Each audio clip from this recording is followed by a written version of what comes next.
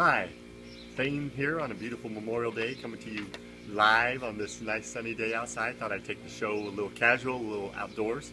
So, in my business, I've had the opportunity to work with a lot of financial advisors, and I take it upon myself to pose this question to everyone that I've met over the past year and kind of taken an independent little survey. So, the question, and I want you to think about it for yourself before I reveal the predominant answer that I've gotten from all the advisors that I've talked to. So the question I've asked is, what financial advice would you give to your younger self? So for example, I'm 46 years old, and I think when I got out of college I was 23, and what advice would I give today to that younger person about planning for the future? So I have my own thoughts, and so in asking a lot of financial advisors, I got predominantly about 9 times out of 10, I got the same answer. So if you haven't thought of something yet, pause the video and think about it. Otherwise, here's the big reveal. Financial advice to your younger self. So here's my little chart for the day. Budget, plan more, risk more, actually a negative there, and save more. 9 times out of 10, the advisors are saying save more. So I'm a stock picker. I've been a stock picker since early in my career, 1992. In fact, the story is I went to work for MetLife. I had a buddy that made a lot of money in Cisco stock, the networking company.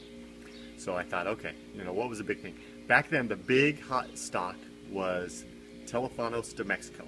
I think it was TMX was the symbol.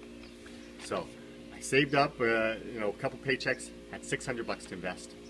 Went to Dean Witter, and the guy opened up an account for me. I think he charged for my $600 investment in about, I don't know how many shares I got. I think the charge was like 65 or $70 commission, which was his reduced commission. So over 10% of my money. I put it in TMX, thought I'd sit on it for a while. The stock tanked. It did a 10-for-1 reverse split. And eventually I closed it out and got, I don't know, maybe $300 or $400 out of it. That was my first foray into stock picking. I took my money, saved up a little bit more, and I said, forget this, I'm just going to invest in Cisco. Went to Schwab at the time, 1993-ish, and they had a $2,000 minimum. They said, across the street, there's a little company called Waterhouse. So I went to Waterhouse. Since then, it was TD Waterhouse and now TD Ameritrade. Took about $1,000, invested in Cisco, and since then I've used that money to pay for tithing, things like that. I've donated shares for my church for tithing. I'll talk about that in another lesson. But really the point of this story is, I thought my advice to my younger self, because I made a lot of stupid mistakes taking too much risk. This risk more, that's my negative return over too much risk. I thought, the advice to my younger self would be pick a good selection of dividend-paying stocks and buy them and just hold on to them.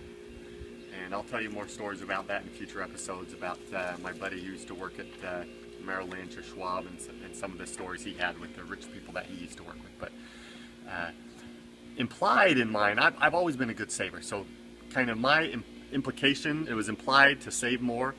But again, financial advice to your younger self, I don't know what you would say, but 9 out of 10 advisors agree, like 4 out of 5 dentists agree that dentine is good for you.